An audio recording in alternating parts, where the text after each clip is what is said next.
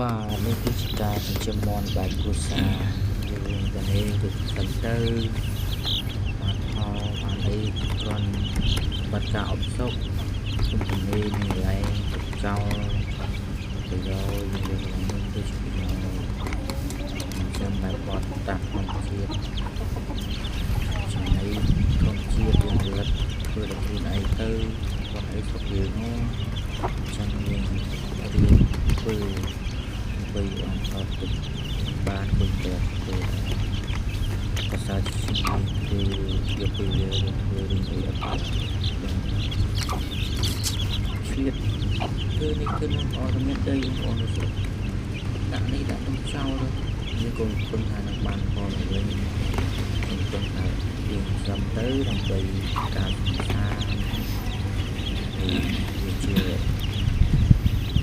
មួយដែលយើងមកនិយាយទៅនេះណាបើនៅស្រុកដែរយើងដាក់ដំណាំខ្លះគឺនឹងខ្លះមកទៅយើងសល់យកឆ្កែមកវិធីនេះតែប៉ុណ្ណឹងហើយគ្មានអីច្រើនទូនៅតែជាមួយមាន់ជាមួយស្អែក